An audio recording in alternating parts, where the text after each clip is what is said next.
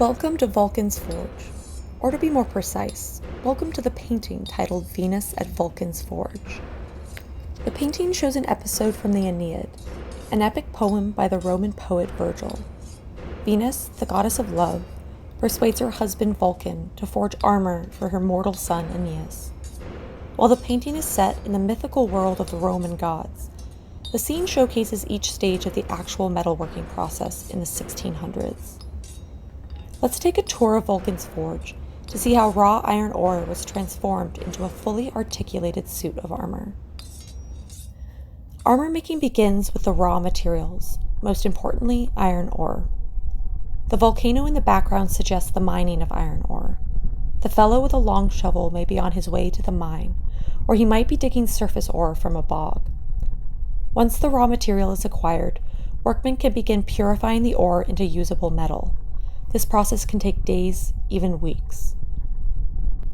In its raw state, iron ore is unusable rock that amounts to a mixture of rust and sand. The ore must be smelted to turn it into usable metal. Smelting involves heating the ore in a charcoal-fired furnace for around 8 hours. The workman in red appears to be tending the furnace, while his companion in blue works a bellows to increase the heat inside. In the heat of the furnace, the carbon from the charcoal reverses oxidization, turning the rust back into iron. Meanwhile, the heat melts most of the sand content out of the ore as a glassy material called slag. What remains is a lump of mostly pure iron, called a bloom. Behind the figures of Venus and Vulcan, several laborers work to remove additional slag from the iron bloom. In the background, one man works the bellows, while his companion heats the bloom in a fire. Near them, 3 men work around an anvil, one holding a heated bloom with tongs, while the others pound it with heavy hammers.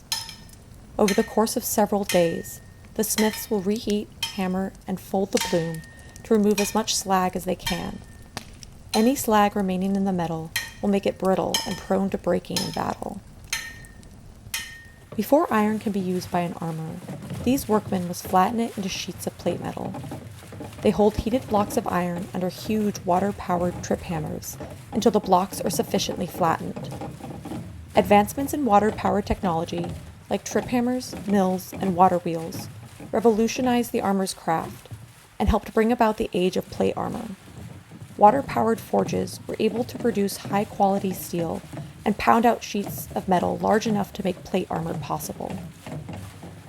After the metal has been refined and flattened, it is ready to go to the master craftsman himself.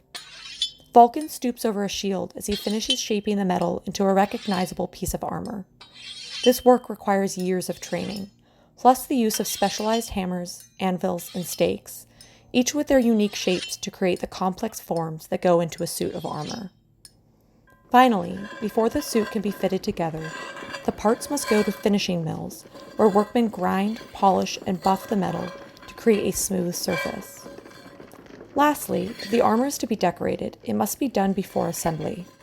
This task was usually outsourced to specialized craftsmen. The painting refers to their work by depicting a range of high-quality metal products, including decorated armor. These days, we often imagine armor being made by a lone blacksmith.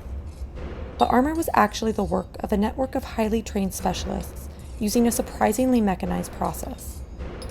In this depiction of Vulcan's Forge, the artist invites us to admire this process in a bustling scene that celebrates the work of the laborers and craftsmen who wielded the magic of metalworking.